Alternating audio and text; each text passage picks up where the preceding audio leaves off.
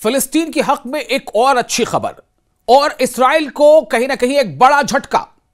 आखिर दुनिया देख रही है कि क्या कुछ हो रहा है, इसराइल की मंशा क्या है और किस तरह से फिलिस्तीनी अवाम, गजा की अवाम बेबस है, मजबूर है, उसके साथ जुल्म और ज्यादती हो रही है।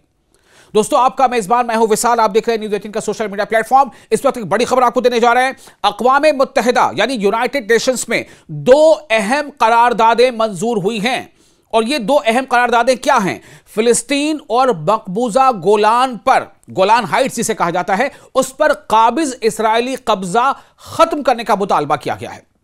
एक बड़ी खबर है। अक़वाम मुत्तहिदा की जनरल असेंबली ने फिलिस्तीन और मकबूजा शुमाली गोलान यानी नदन गोलान हाइट्स शुमाली गोलान पर काबिज इसराइल के गैर कानूनी तसल्लुत के खात्मे के लिए दो अहम करारदादें मंजूर कर ली, जो आलमी बिरादरी की सतह पर फिलिस्तीनी कॉज और अरब हुकूक की दोबारा तौसीक की हैसियत रखती हैं। यह बहुत बड़ी बात है। अब इस पर कौन अमल करे ना करे यह दीगर बात है, लेकिन इस बात को मान लेना, इसे तस्लीम कर लेना कि इसराइल ने कब्जा किया है, इसराइल काबिज है, उसने ऑक्युपाई कर लिया है, उसने जबरदस्ती कब्जा किया, उसने किसी का हक मारा है, उसने किसी का हक छीना है। यह बात यहां सामने आ रही है। तो यूनाइटेड नेशंस की जनरल असेंबली ने फिलिस्तीन और मकबूजा शामी यानी सीरिया, शाम कहते हैं सीरिया को, तो शामी गोलान पर काबिज इसराइल के गैर कानूनी तसल्लुत के खात्मे के लिए दो अहम करारदादों को, रेजोल्यूशन को मंजूर कर लिया है। अब आपको बताते हैं इसकी पूरी डिटेल क्या है। फिलिस्तीन से मुताल्लिक करारदाद मंगल के रोज जिबूती, उर्दन और इसके साथ ही साथ मोरितानिया, कतर, सेनेगल और रियासत फिलिस्तीन की जानिब से पेश की गई थी। इन लोगों ने ये करारदाद पेश की थी, रेजोल्यूशन पास किया था। कौन कौन सा मतलब मूव किया था? फिलिस्तीन से मुतल्लिक करारदाद किसने किया था? इसको किया था जिबूती, उर्दन, मोरितानिया, कतर, सेनेगल और रियासत फिलिस्तीन की जानिब से पेश की गई थी। इस करारदाद के हक में 151 ममालिक कहते हैं कंट्रीज के प्लूरल को, यानी मुल्क का जमा ममालिक, 151 ममालिक ने वोट दिया, जबकि सिर्फ 11 ममालिक यानी 11 देशों ने इसकी मुखालफत की। अब आप सोचें कितनी बड़ी जीत है।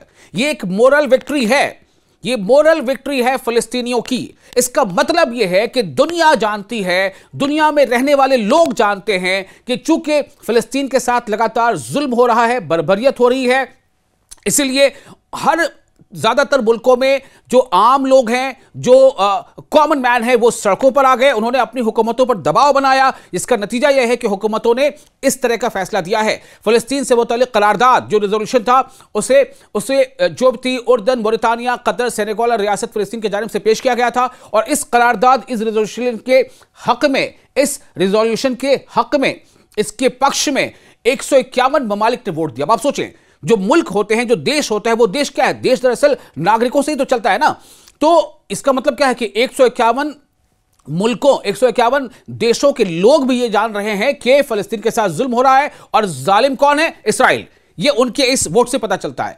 तो उन्होंने माना, 151 देशों ने इसके हक में वोट दिया, फिलिस्तीन के हक में वोट दिया और इसराइल के कब्जे के खिलाफ वोट दिया, जबकि सिर्फ 11 मुल्कों ने, सिर्फ 11 देशों ने इसकी मुखालफत की, जिनमें काबिज इसराइल और अमेरिका सबसे नुमाया है। अब आप सोचें, हर बार जब ऐसी कोई बात सामने आती है तो उसमें अमेरिका इसराइल के साथ खड़ा नजर आता है। यहां भी 151 देश एक तरफ हैं, वो इसराइल के खिलाफ, इसराइल के कब्जे के खिलाफ हैं, फिलिस्तीनियों के हक में हैं, लेकिन इसराइल के साथ साथ अमेरिका उसके साथ खड़ा नजर आता है और अमेरिका उन 151 देशों से अलग है। क्यों? क्या इसका मतलब यह है? क्या यह एक तरह से अमेरिका दिखाना चाहता है, दर्शाना चाहता है, बताना चाहता है कि वो चूंकि ताकतवर मुल्क है तो वो जो चाहेगा वही होगा? अमेरिका सबसे नुमाया इसमें नाम है। जो 11 देश जो इसके खिलाफ गए वो कौन है? इसराइल और अमेरिका उसमें शामिल है।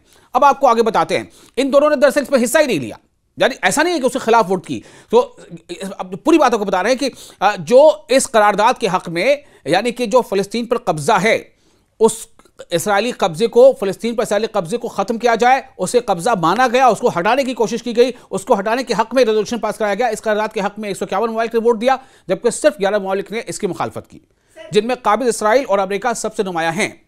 तो 151 ममालिक ने वोट दिया, जबकि सिर्फ 11 ममालिक ने इसकी मुखालफत की, जिनमें काबिज इसराइल और अमेरिका सबसे नुमाया नाम है। मजीद 11 मुल्कों ने वोटिंग में हिस्सा नहीं लिया। 151 ने हक में वोट दिया इसके पक्ष में, 11 मुल्कों ने इसके खिलाफ वोट दिया और 11 मुल्क ऐसे थे जो वोटिंग में उन्होंने हिस्सा ही नहीं लिया। अब आपको बताते हैं, चूंकि ये रेजोल्यूशन पास हो गया, यह करारदाद मंजूर कर ली गई, चूंकि इसके हक में वोट ज्यादा है। तो मंजूर शुदा करारदाद अक़वाम मुत्तहिदा यानी यूनाइटेड नेशंस की फ़लस्तीनी मसले के हवाले से जिम्मेदारी का इरादा करती है और मुतालबा करती है कि काबिज इसराइल 1967 के बाद कब्जे में ली गई तमाम फ़लस्तीनी सरजमीन से हट जाए। साथ ही यह करारदाद दो रियासती हल की भी हिमायत करती है।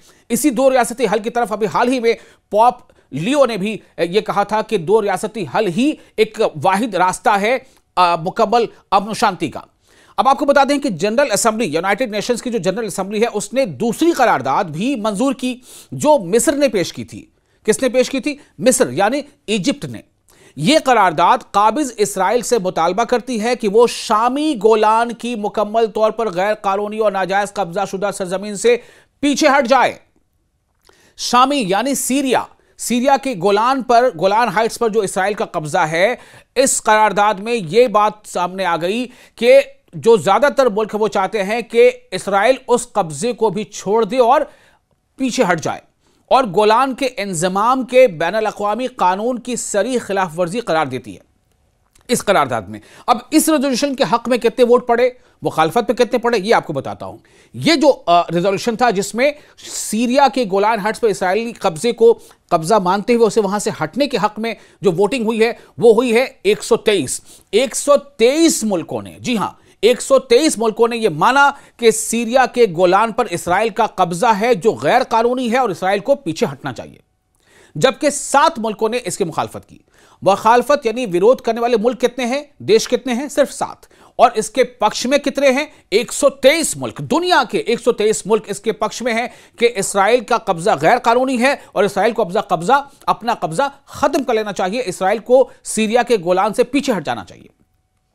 अब इन जो 7 मुल्कों ने जिन्होंने इसकी मुखालफत की है, जिनमें काबिज इसराइल और अमेरिका शामिल है, यहां भी अमेरिका शामिल है, यहां भी अमेरिका इसराइल के साथ खड़ा है, यहां भी दुनिया के बेशतर मुल्क, ज्यादातर देश जो बात कह रहे हैं अमेरिका का उससे स्टैंड अलग है। जबकि इस करारदाद पर, इस रेजोल्यूशन पर 41 देश ऐसे थे जिन्होंने वोटिंग में हिस्सा लेने से गुरेज किया। लेकिन कितने मुल्कों ने इसके हक में वोट किया? 123। कितने मुल्कों ने इसके खिलाफ वोट किया? महज 7। और जिन्होंने हिस्सा ही नहीं लिया वोटिंग में वो 41 हैं। तो आप देखिए इससे क्या साबित हो रहा है कि दुनिया के ज्यादातर देश, और सिर्फ ज्यादातर नहीं, ऐसा नहीं कि 5 लोग नहीं मानते, 6 मानते नहीं, बल्कि आप देखें कि जो लोग मान रहे हैं कि इसराइल काबिज है, इसराइल ने कब्जा किया है, इसराइल ने गैर कानूनी काम किया है, उनकी तादाद बहुत ज्यादा है। 151 देश, 123 देश। और जो नहीं मान रहे, जो इसके खिलाफ हैं, वो सिर्फ 7 हैं या 11 हैं। तो करारदाद में वाज़ेह किया गया है कि काबिज इसराइल की जानिब से सीरियन गोलान पर कब्जा और उसका अमली इंजमाम बैनुल अक़वामी क़वानीन की संगीन खिलाफ वर्जी है, इंटरनेशनल लॉ का वायोलेशन है। इंटरनेशनल लॉ का वायोलेशन है। कौन कर रहा है वायोलेशन? इसराइल कर रहा है। इसराइल के साथ कौन खड़ा है? अमेरिका खड़ा है। तो यहां पर यह बात सामने आ रही है कि करारदाद में जो बात सामने आई है कि इसराइल की जानिब से शामी गोलान यानी जो सीरियन गोलान पर कब्जा और उसका अमली इंजमाम बैनुल अक़वामी क़वानीन की संगीन खिलाफ वर्जी, अंतर्राष्ट्रीय कानून का उल्लंघन है और सलामती कौंसिल की सन 1981 की करारदाद नंबर 497 से बराह रास्त मुतसादम है, यानी उससे टकराती है। तो इस करारदाद के बाद जारी होने वाले पहले रद्द-ए-अमल में सीरिया के वज़ारत ख़ारजा ने, यानी जो एक्सटर्नल अफेयर्स मिनिस्ट्री होती है, सीरिया के वज़ारत ख़ारजा ने कहा है कि करारदाद यानी रेजोल्यूशन काबिज इसराइल से मुतालबा करती है कि वो पूरे के पूरे मकबूजा शामी गोलान यानी सीरियन गोलान से इनखला करे, वहां से पीछे हट जाए, कब्जा छोड़ दे, खाली कर दे। वज़ारत ख़ारजा के तर्जुमान यानी वज़ारत ख़ारजा के मुताबिक करारदाद के हक में बढ़ते हुए वोट इस बात की दलील हैं कि आलमी सतह पर नई शाम के मौक़िफ़ और मकबूजा गोलान की आज़ादी के उसूली मौक़िफ़ को मुसलसल बढ़ता हुआ आलमी ताउन यानी अंतर्राष्ट्रीय समर्थन, इंटरनेशनल सपोर्ट हासिल हो रहा है। तो अब आप देखें, अब आप सोचें जरा कि जो इसराइल ये कहता रहा है कि हमारे पर हमला हो रहा है या फिर ये कि हमें जो है परेशान किया जा रहा है, आप सोचें इसराइल नहीं दरअसल इसकी कहीं ना कहीं बुनियाद रखी है। इससे ही बात सामने आ रही है। क्योंकि आज अगर दुनिया के ज्यादातर मुल्क इसराइल के खिलाफ नजर आते हैं तो क्यों नजर आते हैं? इसलिए कि लोगों को यह महसूस हो गया है कि इसराइल ने एक लंबे अरसे तक दुनिया की आंखों में धूल झोंका, एक लंबे अरसे तक उसने हकीकत जो है छुपाई लोगों तक हकीकत पहुंचने नहीं दिया। अब जब लोग इसके तरफ मुतवज्जे हुए, अब जब इस जंग के बाद से लोगों ने इस मुद्दे को गौर से समझना शुरू किया, तो लोगों को यह एहसास हो गया कि दरअसल गुनहगार कौन है, या गलत कौन कर रहा है, या गैर कानूनी काम कौन कर रहा है। इस्राइल कर रहा है। ये हम नहीं कह रहे हैं, ये यूनाइटेड नेशंस जनरल असेंबली कह रही है। यूनाइटेड नेशंस जनरल असेंबली में जो करारदाद पास हुई है, जो रेजोल्यूशन पास हुआ है, वहां से ये संदेश सामने आ रहा है। लेकिन सबसे बड़ी बात यही है, कहते हैं ना कि जिसकी लाठी उसकी भैंस। अब आप सोचें, क्या यह माना जाए कि भाई आप गलत पे गलत करते जा रहे हो, आप इंटरनेशनल लॉ के वायलेशन करते जा रहे हो, लेकिन चूंकि अगर आपके पास ताकत है तो आप सब कुछ करते रहोगे, और जिसके पास जो थोड़ा कमजोर है वो सिर्फ ये मजबूर होगा कि वो आपके जुल्म को सहे, वो अपने आपके जुल्म के खिलाफ खुद को खड़ा करने की जद्दोजहद भी ना करे, उसके खिलाफ वो अपने डिफेंस पे वो खड़े भी ना हो, अपने डिफेंस पे वो आप पर जो है वार भी ना करे।